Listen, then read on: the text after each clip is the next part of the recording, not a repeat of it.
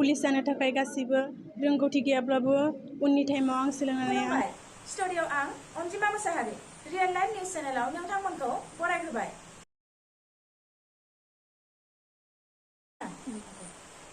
लकेश्वर ब्रह्म गोजौ फरायसालियाव बिदाय फोरबो फालिदों।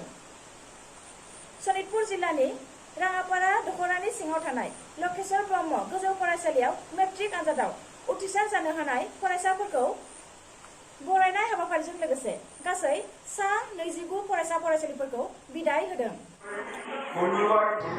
आं दिनै गाहाय फोरोंगिरि जानानै दिनैनि नैबे बिदाय फोरबोआव जोबोद गोजोननाय मोनदों।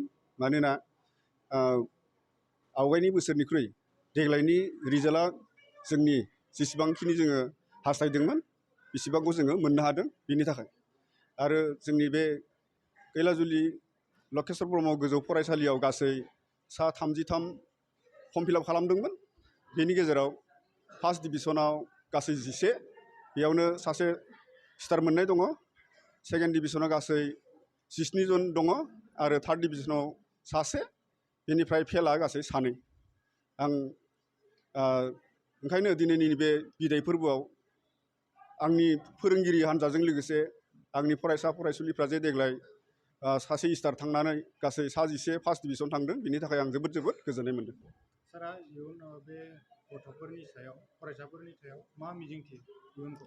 आं आंनि बे दा बावै पास जानाय फरायसा फरायसुलिफोरखौ ओरैबायदि मिजिं मोनसे दङ जे जों जेरैबायदि बे ओनसोलखौ गोरों नंद्रायाब्लाबो जेरैबायदि जोङो हमथानानै डेभेलपमेन्टनि थाखाय एसे जोङो नांबोबाय, थिग बेबायदिनो आंनि नैबे अनजालु फरायसा फरायसुलिफ्रा सम मोनसेयाव जोंनि नैबे ओनसोलनि जोंनि नैबे दखरानि आरो फरायसालिनि आरो लोगोसे जोंनि बर' माहारिनि थाखाय मोनसे मोजां सुबुं सम्पद जागोन, आं बेखौ मिजिंथिदों। फैबाय थानाय आंनि उन्दै फरायसा फरायसुलिफोरखौ आं मिजिंथिदों जे दिनैनि नैबेबायदि जोंनि ओनसोलनि गेजेराव नैबे फरायसालिनि गेजेराव दिनै बिदायाव जोंनि फरायसालि सामलाय आफादनि लोगोसे फोरोंगिरिफोरनि जेरैबायदि अनसायनाय मान बावनाय बिथांमोना गावनि मेगनजोंनो नुदों, थिग बेबायदिनो बिथांमोननि बेबायदि मान मोननायखौ नुनानै जुदि गोसो होयोब्ला आरो उन्दै फंबाय बिनानावमोना बा आंनि आंगो फरायसा फरायसुलिफ्रा आरोबाव मोनसे समाव बेनिख्रुइ साबसिन फिथाइ मोननो हागोन, आं बेखौ मिजिंथिदों।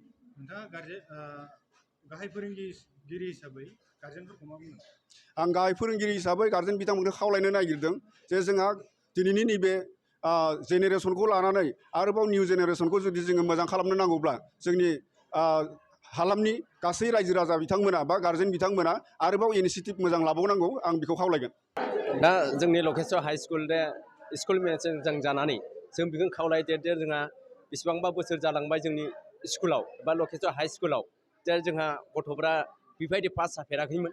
एबार खेबसे पास जानानै जोंहा कमिटि जानानै जों बिराद गोजोननाय मोन्दों आरो लोगोसेनो फोरोंगिरिफोरखौ बिथांमोन जेन मान बावदे गथ'फोरखौ एबा फरायसा गथ'फोरखौ बिथांमोना मोजां फोरोंनानै मोजां पास खालामनो थाखाय गोजोननाय मोनसे जों होदों। दा नोंथाङा इयुनावबो फरायसा फरायसुलिफोरखौ मोजाङाव जानो थाखाय गार्जेनफोरखौ माबाफोर बुंगोन नामा? इयुनावबो मोजां जानो थाखाय आं बेखौनो खावलायो गाहाय नेहाथारि जानानै जिहेथु जोङो स्कुल सामलायगिरि बिथांजों लोगोसे जों जमा जानानै जेन गार्जेन बिथांमोनखौ लिंहरनानै गेजेर गेजेर मिटिं कल खालामनानै जेसेबां हागौ एसेबां थोब्ले माब्ले रांजों जों फोरोंगिरिफोरनि दरमाहाखौ होनानै जेन क्लासखौ मोजां खालामनानै गथ'फोरखौ जों इयुन जोलैनि गथ'फोरखौ मोजाङै लांगोन होननानै जों आसा खालामना दं। दा जोंनि जायगायाव दा जों बेखौनो बुंनो सानो जे जों सामलायगिरि आफाद जानानै जों दिनै जोंनि एरियायाव जोंनि माखासे दै बानानि थाखाय दिनै गथ' गथायफ्रा फैनो हायाखिसै। दा दिनै जों नुनो मोनबाय जोंनि गथ'फ्रा बेसेबांबा बुरजायै दङमोन। दा बेनि गेजेराव जोंहा माखासे गथ'फोरखौ जों दिनै नुवाखिसै, खम परिमान जोंहा फैबाय। बेयाव जोंहा बिराद दुखु नांथावना दैनि थाखायनो जों फैनो हायाखै बायदि जों मोनना लादों आरो। दा जोंनि स्कुलाव नुनो मोनदों जोंहा माखासे बारान्दायाबो हाब्रु जाजोब्बाय, फिल्डआबो दै जानानै दङ, साखा फाखा खाथियावबो दै गोजा जानानै दं। बिनि थाखायनो जों मोनसे साननाय दं आरो लोगोसेनो जोंनि स्कुलाबो सरकारनिफ्राय दरमाहा मोनाखै नालाय जोंनि गावनि खांनानै जि एसे मोननाय बेनि स्कुलाव गब्लंना दं, बेखौबो जों साननानै दं। दा बेखौ मेरामति खालामनांगौ, माखासे थोजासे रां गैयियाव जों बेखौ बानायनो हानाय जाथ'वाखै आरो। सरकारनिफ्राय मोननो खावलाय माने जों आगोलनिफ्राय जों जिहेथु सारमोना जिहेथु माबा मोनसे एप्लिकेसन होनाय दङ, बेबायदि होनायखौ मोनोब्ला जोङो गोजोननाय मोनगौमोन। दा सरकारनिफ्राय दासिमबो जों मोनाखै नालाय जों बिदिनो दा भेन्सार स्कुलाव दा फोरोंगिरिफोरखौ जों थोब्ले रांजोंनो फोरोंगासिनो दं आरो। गोजोननाय मोन्दों बिनि सायाव आंनि सारमोननि हेफाजाब आरो आइ बाबामोननि आरो आंनि गोब्राब नाजानायजों आं दिनै बिसिम सफैनो हाबाय। बिनिखायनो आं दुखु खस्थ' खालामनानै डिस्टिंसन नाम्बार लाखिनो हायाबाबो स्टार मार्क लाखिनानै आङो आंनि गोसोखौ गोजोननाय मोन्दों। नोङो बेसेबां सम फरायदोंमोन फरायनाय समाव? आं फरायनाय समाव गासै 10 घन्टा फरायदोंमोन। 24 घन्टायाव आं 12 घन्टा फरायनो हायाखैमोन। मोनाबिलिनि 5 बाजिनिफ्राय 11 बाजिसिम फरायोमोन। बिनि उनाव फुङाव आङो 4 बाजिनिफ्राय 5 बाजिसिम सिखारनानै फरायोमोन। बिनिफ्राय 5 बाजिनिफ्राय 6 बाजिसिम न'नि आइ बाबामोननि खामानिखौ मावफायोमोन।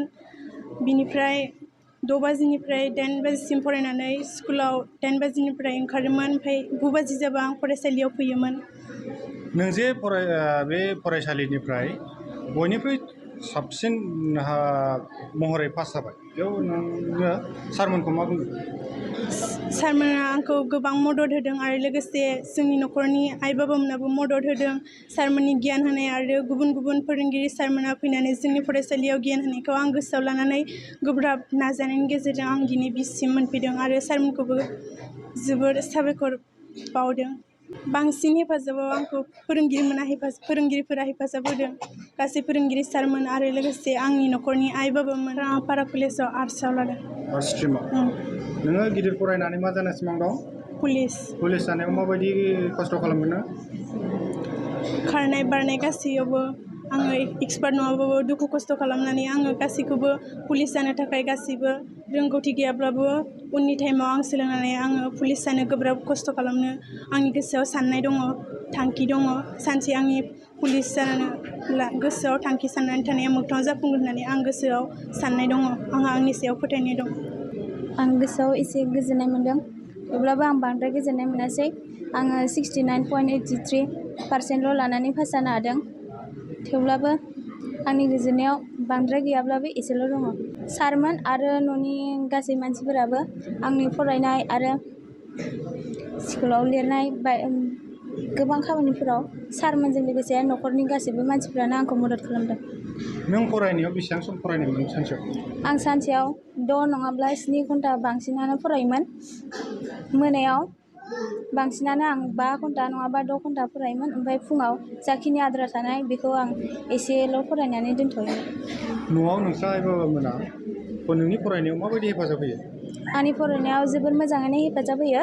बिसोर स्कुलाव फैनाय समाव गासैबो खामानिखौ मावनानै आंखौ स्कुलाव ओंखारनो होयो आरो मोनाबिलि समफोरावबो आंखौ फरायनो थाखाय मोजां सुबुरुन होयोमोन।